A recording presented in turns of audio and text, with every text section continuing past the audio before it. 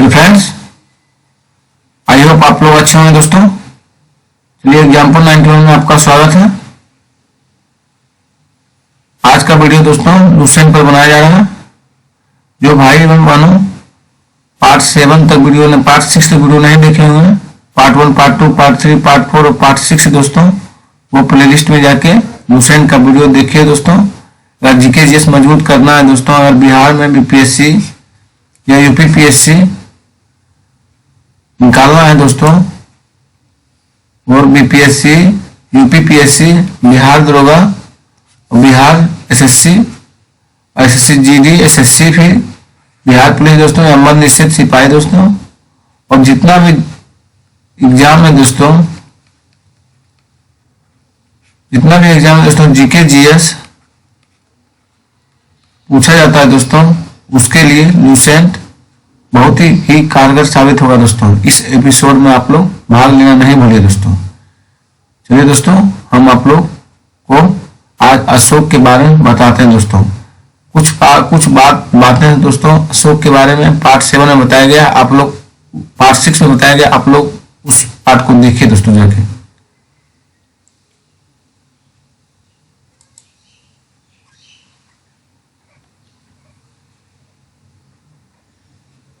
Video अच्छा लगता है दोस्तों तो आप लोग चैनल को सब्सक्राइब और अपने दोस्तों के पास भी शेयर कीजिए दोस्तों, जिससे चैनल ग्रोथ होवे दोस्तों, और जिससे हमें मोटिवेशन प्राप्त हो और हम आपको वीडियो देने में कामयाब होंगे दोस्तों।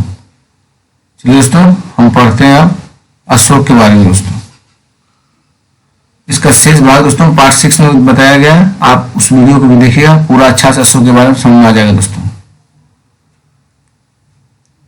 कर्नाटक के गुलबर्गा जिला, जहां कर्नाटक के गुलबर्गा जिला के कनगनहली से प्राप्त उभारदार मूर्ति शिल्प, रिलीफ स्कल्पचर शिलालेख में अशोक के प्रस्तर रूप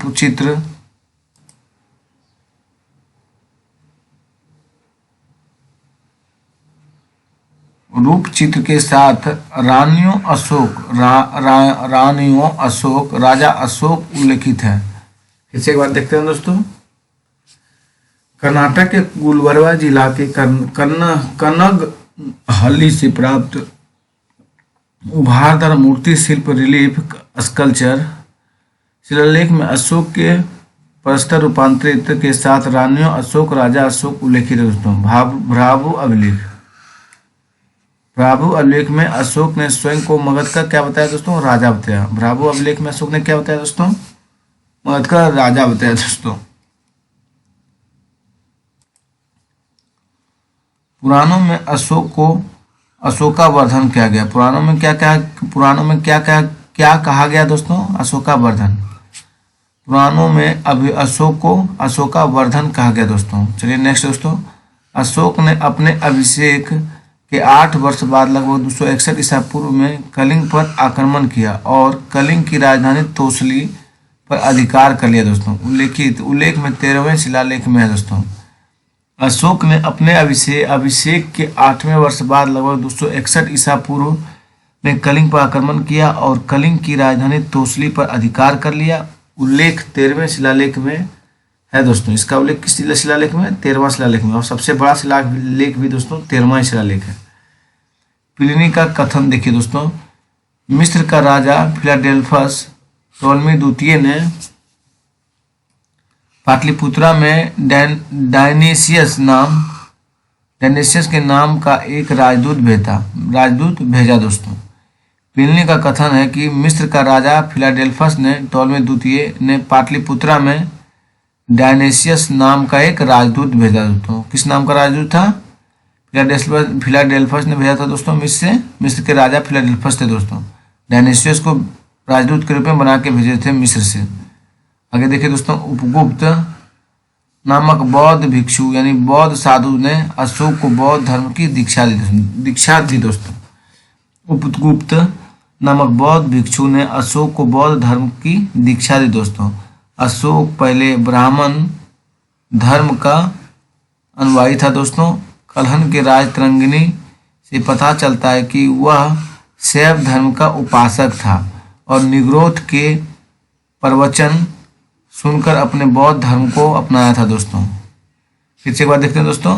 अशोक पहले ब्राह्मण धर्म का अनुयायी था और कल्हन के राजतरंगिणी से पता चलता है कि वह शैव धर्म का उपासक था। निग्रोध के प्रवचन सुनकर उसने बौद्ध धर्म को अपना लिया दोस्तों। अरोरा लेख में यह घोषणा की गई कि अशोक व्यक्तिगत रूप से बौद्ध धर्म का अनुयायी था। किस अभिलेख में घोषणा की गई दोस्तों? अरोरा अभिलेख में यह घोषणा की गई कि अशोक व्यक्तिगत रूप से बौद्ध धर्म का अनुयायी था दोस्तों। अशोक के प्रमुख शिलालेख एवं उनमें वर्णित विषय दोस्तों देखिए। पहला है दोस्तों शिलालेख, शिलालेख है। दूसरा विषय है। पहला है इसमें पशु बलि की निंदा की गई दोस्तों। क्या की गई? पशु बलि की निंदा की गई दोस्तों। दूसरा है दोस्तों मनुष्य व पशु दोनों को चिकित्सा व्यवस्था का उल्लेख किया दोस्तों। मनुष्य व पशु दोनों की चिकित्सा व्यवस्था का उल्लेख किया। तीसरा है दोस्तों इसमें राजकीय अधिकारियों को यह आदेश दिया गया कि वे हर 5वें वर्ष के उपरांत दौर पर जाए। तीसरा क्या है दोस्तों? एक बार फिर से देखा जाए। इसमें राजकीय अधिकारियों को यह आदेश दिया गया कि वे हर 5वें वर्ष के दौरान 5वें वर्ष के उपरांत दौरे पर जाए और इसमें कुछ धार्मिक नियमों का उल्लेख है दोस्तों। कुछ धार्मिक नियमों का उल्लेख है। चौथा है दोस्तों इसमें भेरी घोष की जगह धम घोष की घोषणा की गई दोस्तों। इसमें क्या है दोस्तों? चौथा में भेरी घोष की जगह धम घोष की घोषणा की गई दोस्तों। पांचवा है दोस्तों इसमें धर्म महापात्रों की नियुक्ति की जानकारी मिलती है। पांचवा में क्या है दोस्तों? धर्म महापात्रों की नियुक्ति की जानकारी मिलती है दोस्तों। छठा है दोस्तों इसमें आत्मनियंत्रण की शिक्षा दी गई दोस्तों। इसमें क्या है? आत्मनियंत्रण की शिक्षा दी गई दोस्तों। छठा है दोस्तों इसमें आत्मनियंत्रण की शिक्षा दी गई दोस्तों। सातवां और आठवां है दोस्तों इसमें अशोक की तीर्थ यात्राओं का उल्लेख है दोस्तों। इसमें अशोक की तीर्थ यात्रा का उल्लेख है दोस्तों। सातवां और आठवां में है दोस्तों इसमें अशोक की तीर्थ यात्राओं का उल्लेख है। नौवां है दोस्तों इसमें सच्ची भेंट तथा सच्चे शिष्टाचार का उल्लेख है दोस्तों। नौवां में दोस्तों इसमें सच्ची भेंट और सच्चे शिष्टाचार का उल्लेख है। 10वां में दोस्तों इसमें अशोक ने आदेश दिया कि राजा तथा उच्च अधिकारी हमेशा प्रजा के हित में सोचते हैं। 10वां में दोस्तों राजा, इसमें अशोक ने आदेश दिया कि राजा तथा उच्च अधिकारी हमेशा प्रजा के हित में सोचे। 11वां है दोस्तों इसमें धर्म की व्याख्या की जाए। 11वां में क्या है दोस्तों? इसमें धर्म की व्याख्या की जाए। और 12वां देखिए दोस्तों इसमें स्त्री महापात्रों की नियुक्ति एवं सभी प्रकार के विचारों के सम्मान की बात कही जाए। 12वां में क्या है दोस्तों? इसमें स्त्री महापात्रों की नियुक्ति एवं सभी प्रकार के विचारों के सम्मान की बात कही गई है। 13वां है दोस्तों इसमें कलिंग युद्ध का वर्णन एवं अशोक के हृदय परिवर्तन की बात कही गई। इसी में 5 यमन राजाओं के नामों का उल्लेख है दोस्तों, जहां उसने धर्म प्रचारक भेजे। 13वां दोस्तों इसमें कलिंग युद्ध का वर्णन एवं अशोक के हृदय परिवर्तन की बात कही गई। इसी में 5 यमन राजाओं के नामों का उल्लेख है, जहां उसने धर्म प्रचारक भेजे दोस्तों। 14वां है दोस्तों अशोक ने जनता को धार्मिक जीवन बिताने के लिए प्रेरित किया था। अशोक ने जनता को धार्मिक जीवन बिताने के लिए प्रेरित किया था दोस्तों। फिर से एक बार देख लेते हैं दोस्तों, जिससे दिमाग में फिट हो जाए आप लोगों को दोस्तों। अशोक के प्रमुख शिलालेख एवं उनमें वर्णित विषय। पहला है इसमें पशु बलि की निंदा की गई दोस्तों। पहला में क्या दोस्तों? इसमें पशु बलि की निंदा की गई। दूसरा देखिए दोस्तों मनुष्य व पशु दोनों की चिकित्सा व्यवस्था का उल्लेख है। दूसरा में क्या है? मनुष्य व पशु दोनों की चिकित्सा व्यवस्था का उल्लेख किया गया। तीसरा में है दोस्तों इसमें राजकीय अधिकारियों को यह आदेश दिया गया कि वे हर 5वें वर्ष के उपरांत दौरे पर जाए और इसमें कुछ धार्मिक नियमों का भी उल्लेख करें। तीसरा में दोस्तों कि इसमें राजकीय अधिकारियों को यह आदेश दिया गया कि वे हर 5वें वर्ष के दौरान उपरांत दौरे पर जाए और इसमें कुछ धार्मिक नियमों का भी उल्लेख है। चौथा में है दोस्तों इसमें भेरी घोष की जगह धम घोष की घोषणा की गई। इसमें भेरी घोष की जगह क्या किया गया दोस्तों? धम घोष की घोषणा की गई चौथा में। 5वां में देखिए दोस्तों इसमें धर्म महापात्रों की नियुक्ति की जानकारी मिलती है। 5वां में क्या? धर्म महापात्रों की नियुक्ति की जानकारी 5वां मिलती है। छठा में इसमें आत्मनियंत्रण की शिक्षा दी गई। छठा में क्या है दोस्तों, आत्मनियंत्रण की शिक्षा दी गई। सातवां और आठवां में दोस्तों इसमें अशोक की तीर्थ यात्राओं का उल्लेख है, सातवां और आठवां दोस्तों। नौवां में दोस्तों इसमें सच्ची भेंट या सच्चे शिष्टाचार का उल्लेख है, नौवां में दोस्तों सच्ची भेंट और सच्चे शिष्टाचार का उल्लेख नौवां में। 10वां इसमें अशोक ने आदेश दिया है कि राजा तथा उच्च अधिकारी हमेशा प्रजा के हित में सोचते हैं, 10वां में दोस्तों। 11वां इसमें धर्म की व्याख्या की गई है। अब 12वां तो इसमें स्त्री महापात्रों की नियुक्ति एवं सभी प्रकार के विचारों के सम्मान की बात कही है, 12वां दोस्तों। स्त्री महापात्रों की नियुक्ति एवं सभी प्रकार के विचारों के सम्मान की बात कही गई। 13वां दोस्तों इसमें कलिंग युद्ध का वर्णन एवं अशोक के हृदय परिवर्तन की बात कही गई। इसमें 5 यवन राजाओं के नामों का उल्लेख है जहां उसने धर्म प्रचारक भेजे। 13वां है दोस्तों इसमें कलिंग युद्ध का वर्णन एवं अशोक के हृदय परिवर्तन की बात कही गई। इसमें 5 यवन राजाओं के नाम का उल्लेख है जहां उसने धर्म प्रचारक भेजे। 14वां है दोस्तों अशोक ने जनता को धार्मिक जीवन बिताने के लिए प्रेरित किया था। चलिए दोस्तों आगे पढ़ते हैं। अशोक के उपासक के रूप में अपने राज्याभिषेक के 10 वर्षों में बोध गया की और 12 वर्षों में निगाली सागर, 12 वर्षों में क्या किया दोस्तों, निगाली सागर की एवं संत एवं निगाला सागर की एवं 20वें वर्ष में लुम्बिनी की यात्रा की दोस्तों। एक बार फिर से दोस्तों देखते हैं। अशोक एक उपासक के रूप में अपने राज्याभिषेक के 10वें वर्ष बोध गया की यात्रा की और 12वें वर्ष दोस्तों निगाली सागर की और 20वें वर्ष में वे लुम्बिनी की यात्रा की। चलिए दोस्तों नेक्स्ट पढ़ते हैं। अशोक ने आजीविकों को रहने हेतु बराबर की पहाड़ियों में 4 गुफाओं का निर्माण करवाया जिसका नाम कर्ज, चौपार और सुदामा है दोस्तों। कर्ज, चौपार, सुदामा तथा विश्व की झोपड़ी है दोस्तों। अशोक ने आजीविकों को रहने हेतु बराबर की पहाड़ियों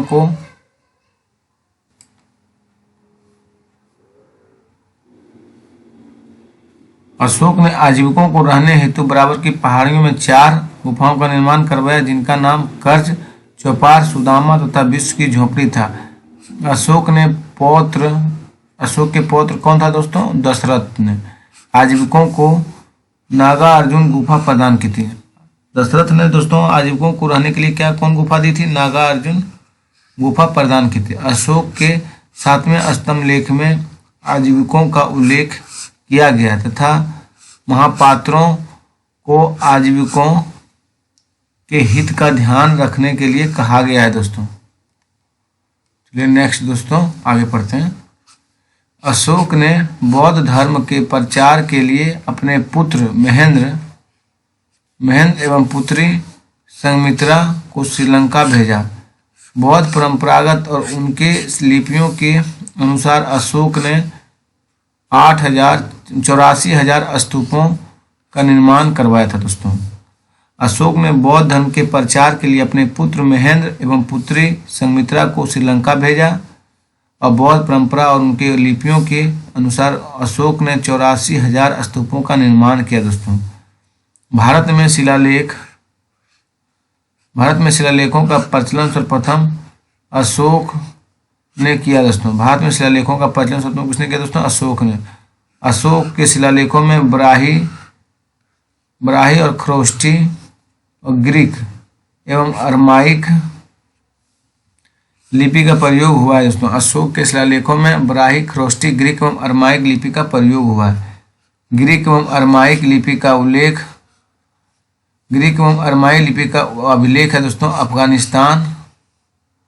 अफगानिस्तान से सटे खरोष्टी लिपि का अभिलेख, शहबाज गढ़ी एवं मनसेहरा पाकिस्तान से है और शेष भारत से ब्राही लिपि के अभिलेख मिले हैं दोस्तों। ग्रीक एवं अरमाइक लिपि का उल्लेख अफगानिस्तान से और खरोष्टी लिपि का अभिलेख शहबाज गढ़ी से, मनसेहरा पाकिस्तान से और शेष भारत से ब्राही लिपि के अभिलेख मिले हैं दोस्तों। चलिए दोस्तों नेक्स्ट देखते हैं।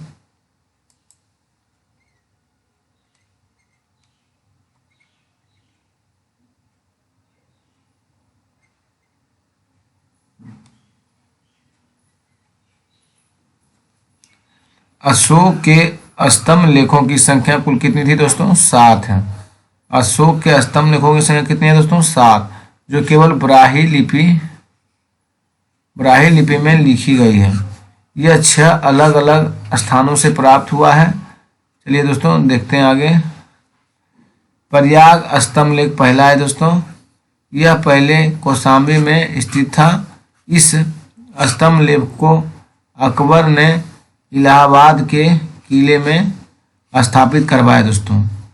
प्रयाग स्तंभ लेख यह पहले कौशाम्बी में स्थित था। इस अभिलेख को अकबर ने इलाहाबाद के किले में स्थापित करवाया। दूसरा देखते हैं दोस्तों, दिल्ली टोपरा अभिलेख। यह स्तंभ लेख फिरोज शाह तुगलक के द्वारा टोपरा से दिल्ली लाया गया था। दिल्ली टोपरा, यह स्तंभ लेख फिरोज शाह तुगलक के द्वारा टोपरा से दिल्ली लाया गया दोस्तों। तीसरा देखिए दोस्तों, दिल्ली मेरठ। पहले मेरठ में स्थित यह स्तंभ लेख फिरोज शाह द्वारा दिल्ली लाया गया। फिर रामपुरवा अभिलेख दोस्तों। यह स्तंभ लेख चंपारण यानी बिहार में स्थापित है दोस्तों। इसकी खोज 1872 में कार्लायल ने की थी। इसकी खोज किसने की दोस्तों? कार्लायल ने की थी। रामपुरवा, यह स्तंभ लेख चंपारण यानी बिहार में स्थापित है दोस्तों। इसकी खोज 1872 में कार्लायल ने की थी। दिल्ली मेरठ में कौन था दोस्तों? पहले मेरठ में स्थित यह स्तंभ लेख फिरोज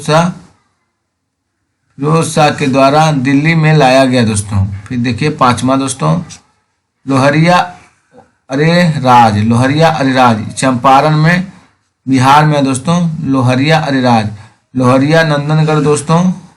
छठा शिलालेख है।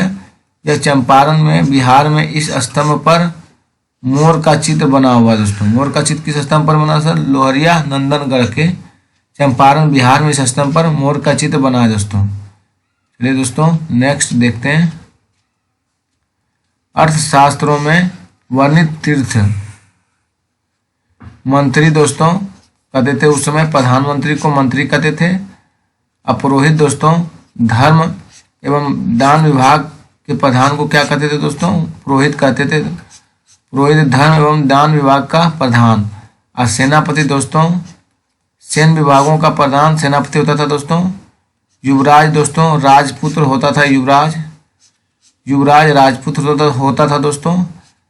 दोवारिक होता था दोस्तों राजकीय द्वार रक्षक। दोवारिक क्या होता था दोस्तों? राजकीय द्वार रक्षक। अंतःवेदिका होता था दोस्तों अंतःपुर का अध्यक्ष। अंतःवेदिका अंतःपुर का अध्यक्ष होता था दोस्तों। समाहर्ता दोस्तों आय का संग्राहक होता था। आय का संग्राहक कौन होता था दोस्तों? समाहर्ता होता था दोस्तों। और सन्निधाता क्या होता था दोस्तों? सन्निधाता राजकीय कोषाध्यक्ष होता था। सन्निधाता दोस्तों राजकीय कोषाध्यक्ष कौन होता था दोस्तों? सन्निधाता। अब प्रशस्ता होता था दोस्तों कारागार का अध्यक्ष। प्रशास्ता होता दोस्तों कारागार का अध्यक्ष। प्रदेष्टि होता दोस्तों कमिश्नर। क्या होता था? कमिश्नर। प्रदेष्टि कमिश्नर। पौर दोस्तों नगर का कोतवाल होता था। पौर क्या होता था दोस्तों? नगर का कोतवाल। व्यवहारिक प्रमुख न्यायाधीश। व्यवहारिक क्या होता था? प्रमुख न्यायाधीश होता था। व्यवहारिक क्या होता था दोस्तों? प्रमुख न्यायाधीश होता था। और नायक होता था दोस्तों नगर रक्षा का अध्यक्ष नायक कहलाता था। और कर्मांतिक दोस्तों उद्योगों एवं कारखानों का अध्यक्ष होता था कर्मांतिक दोस्तों। 15वां मंत्रिपरिषद दोस्तों अध्यक्ष होता था कौन? अध्यक्ष मंत्रिपरिषद का अध्यक्ष होता था। दंडपाल दोस्तों सेना का सामना एकत्र करने वाला होता था। दंडपाल क्या होता था दोस्तों? सेना का सामना करने वाला सेना का सामान एकत्र करने वाला दंडपाल होता दोस्तों। दंडपाल होता था।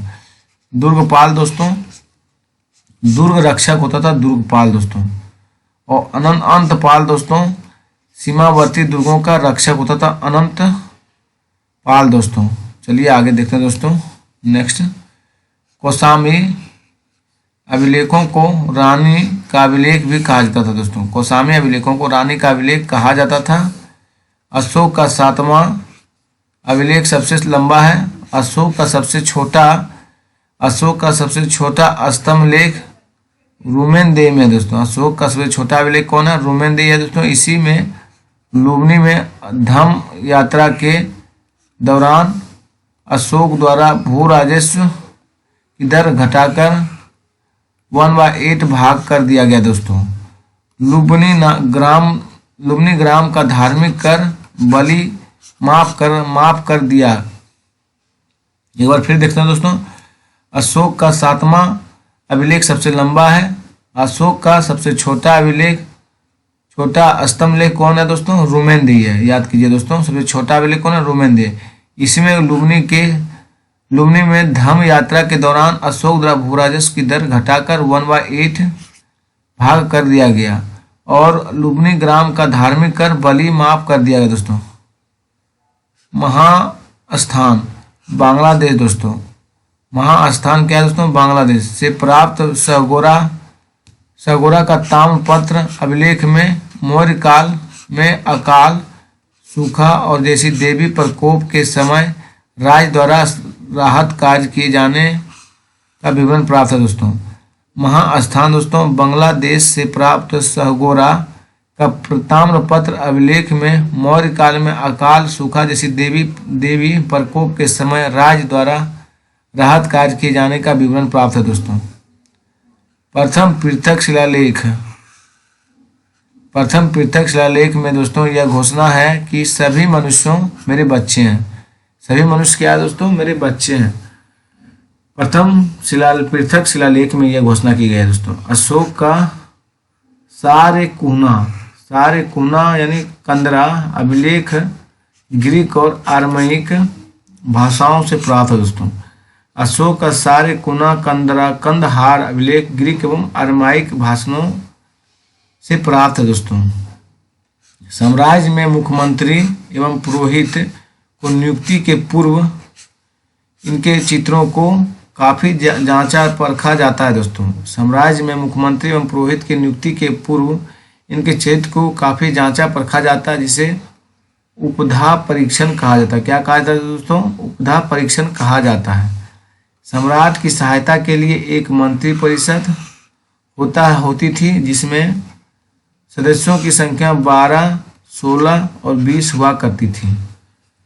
चलिए नेक्स्ट दोस्तों। अर्थशास्त्र में शीर्षस्थ अधिकारी के रूप में तीर्थ का उल्लेख मिलता है। अर्थशास्त्र में शीर्षस्थ अधिकारी के रूप में तीर्थ का उल्लेख मिलता है, जिसे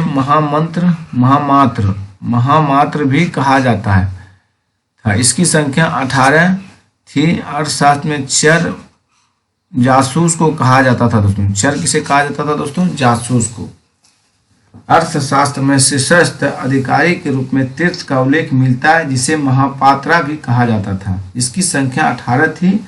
अर्थशास्त्र में चर जासूस को कहा गया है दोस्तों। अशोक के समय मौर्य साम्राज्य में प्रांतों की संख्या कितनी थी दोस्तों? 5 थी।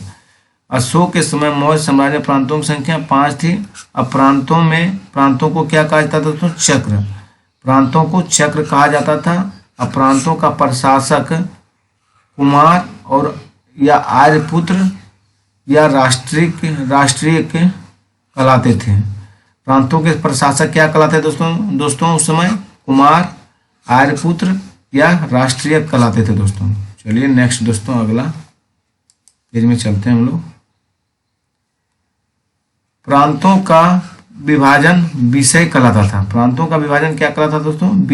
विषय में किया गया था, जो विषयपति के अधीन होते थे दोस्तों। प्रशासन की सबसे छोटी इकाई ग्राम कहलाती थी दोस्तों। प्रशासन की सबसे छोटी इकाई क्या होती थी दोस्तों उस समय? ग्राम होती थी, जिसका मुखिया ग्रामिक कहलाता। मुखिया क्या कहलाता था दोस्तों? ग्रामिक कहलाता था। प्रशासकों में सबसे छोटा गोप था। प्रशासकों में सबसे छोटा कौन था दोस्तों? गोप था, जो 10 ग्रामों का शासन संभालता था। प्रशासकों में सबसे छोटा गोप होता था, जो 10 ग्रामों का शासन संभालता था। मेगास्थनीज के अनुसार नगर पंचम का प्रशासन 30 सदस्यों का एक मंडल करता था जो 6 पृष्ठ समितियों में विभाजित था। प्रत्येक समिति में 5 सदस्य होते थे। प्रत्येक समिति में कितना सदस्य होता था दोस्तों? 5 सदस्य होते थे।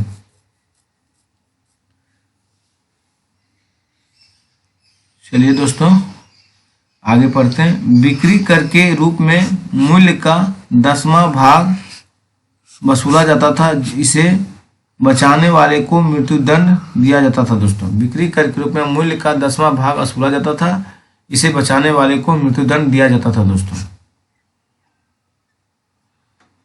प्रशासनिक समिति एवं उसके कार्य दोस्तों देखते हैं। समिति और कार्य। प्रथम समिति दोस्तों कार्य देखते हैं। उद्योग एवं शिल्प कार्य का निरीक्षण। प्रथम का क्या था? उद्योग एवं शिल्प कार्य का निरीक्षण करना दोस्तों। और द्वितीय का था दोस्तों विदेशियों की देखरेख करना। तृतीय था दोस्तों जन्म मरण का विवरण करना। तृतीय क्या था दोस्तों? जन्म मरण का विवरण करना। चतुर्थ दोस्तों व्यापार एवं वाणिज्य की देखभाल करना दोस्तों। पंचम था दोस्तों निर्मित वस्तुओं के विक्रय का परीक्षण करना। और षष्ठ था दोस्तों, पंचम क्या था दोस्तों? निर्मित वस्तुओं का विक्रय करना। और षष्ठ था दोस्तों बिक्री कर वसूल करना। षष्ठ था बिक्री कर को वसूल करना। चलिए आगे दोस्तों। मेगास्थनीज के अनुसार एग्रोनोमाई मार्ग निर्माण अधिकारी था। मेगास्थनीज के अनुसार एग्रोनोमाई मार्ग निर्माण अधिकारी था दोस्तों। जस्टिन के अनुसार चंद्रगुप्त मौर्य को सेना में लगभग 5000 अश्वारोही सैनिक यानी 9000 हाथी और 8000 रथ थे दोस्तों। जस्टिन के अनुसार चंद्रगुप्त मौर्य की सेना में लगभग 5000 अश्वारोही सैनिक, 9000 हाथी और 8000 रथ थे दोस्तों। जस्टिन नामक यूनानी लेखकों के अनुसार चंद्रगुप्त ने अपनी 6 लाख की फौज से सारे भारत को रौंद दिया दोस्तों। यह बात सही भी हो सकती है और नहीं भी, लेकिन यह सही है कि चंद्रगुप्त ने पश्चिमोत्तर भारत को सेल्यूकस की गुलामी से मुक्त किया था दोस्तों। जस्टिन ने चंद्रगुप्त की सेना को लुटेरे की संज्ञा दी थी दोस्तों। जस्टिन ने दोस्तों चंद्रगुप्त मौर्य की सेना को लुटेरी की संज्ञा दी थी दोस्तों। एक बार फिर से देखते हैं दोस्तों। जस्टिन नामक यूनानी लेखक के अनुसार चंद्रगुप्त ने अपनी 6 लाख की फौज से सारे भारत को रौंद दिया। यह बात सही भी हो सकती है और नहीं भी, लेकिन यह सही है कि चंद्रगुप्त ने पश्चिमोत्तर भारत में सेल्यूकस की गुलामी से मुक्त किया। जस्टिन ने चंद्रगुप्त की सेना को लुटेरों की संज्ञा दी थी दोस्तों। चलिए आगे देखते हैं दोस्तों। युद्ध क्षेत्र में सेना का नेतृत्व करने वाले अधिकारी को नायक कहलाया जाता था दोस्तों। युद्ध क्षेत्र में सेना के नेतृत्व करने वाले अधिकारी को क्या कहते थे? नायक। और सैन्य विभाग देखते थे। सबसे बड़ा अधिकारी सेनापति होता था दोस्तों। सबसे बड़ा सैन्य विभाग का सबसे बड़ा अधिकारी कौन होता था दोस्तों? सेनापति होता था। प्लिनी नामक यूनानी लेखक के अनुसार चंद्रगुप्त की सेना 60,000 6 लाख चंद्रगुप्त की सेना दोस्तों 6 लाख पैदल सिपाही, 30,000 घुड़सवार और 9,000 हाथी। 6 लाख पैदल सिपाही, 30,000 घुड़सवार और 9,000 सिपाही थे दोस्तों। 9,000 हाथी थे। मेगास्थनीज के अनुसार मौर्य सेना का रखरखाव 5 सदस्यीय यानी 6 समितियां करती थी। मौर्य प्रशासन में गुप्तचर विभाग महामात्य सर्प नामक आमात्य के अधीन था दोस्तों। मौर्य साम्राज्य में गुप्तचर विभाग महामात्य सर्प नामक आमात्य के अधीन था। अर्थशास्त्र में गुप्तचर को गूढ़ पुरुष भी कहा गया दोस्तों। अर्थशास्त्र में गुप्तचर को क्या क्या दोस्तों? अर्थशास्त्र में गुप्तचर को क्या कहा जाता है? गूढ़ पुरुष कहा जाता है दोस्तों। इंपॉर्टेंट है दोस्तों, याद रखिएगा। तथा एक ही स्थान पर रहकर कार्य करने वाले गुप्तचर को संस्था कहा जाता था। एक स्थान से दूसरे स्थान पर भ्रमण कार्य करने वाले गुप्तचर को संचार कहा जाता था। क्या कहा जाता था? संचार कहा जाता था दोस्तों। चलिए दोस्तों नेक्स्ट आगे, सैन्य समिति एवं उसके कार्य। समिति और कार्य दोस्तों, प्रथम जल सेना की व्यवस्था, द्वितीय है दोस्तों यातायात एवं रसद की व्यवस्था दोस्तों, तृतीय में है दोस्तों पैदल सैनिकों की देखरेख करना, चतुर्थ समिति है दोस्तों अश्वारोहियों की सेना की देखरेख करना चतुर्थ में, अब पंचम है दोस्तों गज सेना की देखरेख करना, और षष्ठ में है दोस्तों रथ सेना की देखरेख करना। अशोक के समय जनपदीय न्यायालय को न्यायाधीश को रज्जुक कहा जाता है दोस्तों। अशोक के समय जनपदीय न्यायालय के न्यायाधीश को रज्जुक कहा जाता था। सरकारी भूमि को सीता भूमि कहा जाता था दोस्तों। सरकारी भूमि को क्या कहा जाता था? सीता भूमि कहा जाता था। बिना वर्षा के अच्छी खेती होने वाली भूमि को अदेव मात्रक कहा जाता था दोस्तों। बिना वर्षा की अच्छी खेती होने वाली भूमि को अदेव मात्रक कहा जाता था दोस्तों। मौर्य काल में ड्रोन अनाज के माप के लिए प्रयोग होता था। मौर्य काल में अनाज के माप के लिए क्या प्रयोग होता था दोस्तों? ड्रोन। मेगास्थनीज ने भारतीय समाज की 7 वर्गों में विभाजित किया है दोस्तों। मेगास्थनीज ने भारतीय समाज को कितने वर्गों में विभाजित किया दोस्तों? 7 वर्गों में। पहला है दार्शनिक दोस्तों, रट लीजिए एकदम। पहला कौन है? दार्शनिक। दूसरा किसान। दूसरा कौन है दोस्तों? किसान है। तीसरा अहीर है दोस्तों। तीसरा कौन है? अहीर है। चौथा दोस्तों कारीगर है। चौथा कौन है? कारीगर है। पांचवा दोस्तों सैनिक है। पांचवा कौन है? सैनिक है दोस्तों। छठा कौन है दोस्तों? निरीक्षक है। छठा निरीक्षक है दोस्तों। सातवां सभासद है दोस्तों। सातवां सभासद है दोस्तों। स्वतंत्र वेश्यावृत्ति को अपनाने वाली महिला रूपा जीवा कहलाती थी। स्वतंत्र वेश्यावृत्ति को अपनाने वाली महिला को रूपा जीवा कहलाती थी दोस्तों। नंद वंश के विनाश करने में चंद्रगुप्त मौर्य ने कश्मीर के राजा प्रवर्तक की सहायता प्राप्त की थी दोस्तों। नंद वंश के विनाश करने में चंद्रगुप्त मौर्य ने कश्मीर के राजा प्रवर्तक की सहायता प्राप्त की थी। मौर्य शासन 137 वर्षों तक रहा दोस्तों। मौर्य शासन कितना दिन तक चला? 137 वर्षों तक रहा दोस्तों। अब भगवत पुराण के अनुसार मौर्य वंश में 10 राजा हुए, जबकि वायु पुराण के अनुसार 9 राजा हुए। भागवत पुराण के अनुसार मौर्य वंश कितने राजा हुए दोस्तों? 10 राजा। और वायु पुराण के अनुसार 9 राजा हुए। मौर्य वंश का अंतिम शासक बृहदत्त था दोस्तों।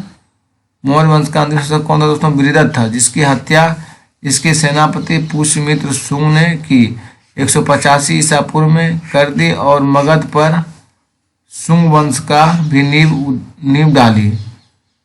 मगध पर किस वंश की नींव डाली गई दोस्तों? शुंग वंश की नींव डाली गई। अशोकाराम बिहार पाटलिपुत्रा में दोस्तों। कहाँ है? पाटलिपुत्रा में दोस्तों। चलिए दोस्तों वीडियो को स्टॉप करते हैं। आज का वीडियो यहीं स्टॉप होता है दोस्तों। आप लोग अच्छे से इस पार्ट को 1 से 2 बार दोहराइए। पूरा प्ले लिस्ट में जाइए दोस्तों। पार्ट बाय पार्ट 30-35 मिनट का वीडियो है दोस्तों। आप देखिए 1 से 2 बार, पूरा लूसेंट क्लियर हो जाएगा दोस्तों। दिमाग एकदम फिट हो जाएगा दोस्तों। इसके बाद इसका ऑब्जेक्टिव करा दिया जाएगा। फिर उसके बाद क्राउन स्टार्ट करेंगे, क्राउन का भी करा देंगे। उसके बाद घटना चक्र दोस्तों। उसके बाद सेट मारते रहिए। जीके का टेंशन खत्म दोस्तों। चाहे बीपीएससी हो, यूपीपीसीएस हो, चाहे आप बिहार दरोगा दीजिए, चाहे बिहार सीजीएल दीजिए, चाहे बिहार एसएससी दीजिए, चाहे बिहार जीडी दीजिए दोस्तों, सिपाही दीजिए, कोई भी एग्जाम जिसमें जीके जीएस का फैक्टर है, आपको एक भी क्वेश्चन छूटने का गारंटी है दोस्तों। उसके बाद कुछ दिन बाद दोस्तों इस पर करेंट का एपिसोड चलाया जाएगा। एक पार्ट 10 या 15 मिनट का आएगा दोस्तों करेंट का एपिसोड। रेगुलर आप वो देखिएगा। बस जीके का कहानी खत्म दोस्तों। थैंक यू दोस्तों, धन्यवाद। अगर आपको वीडियो अच्छा लगता है, पसंद आता है दोस्तों, तो आप अपने दोस्तों को पास भी शेयर कीजिए और चैनल को सब्सक्राइब कीजिए दोस्तों। और टेलीग्राम से जुड़ना नहीं भूलिएगा दोस्तों।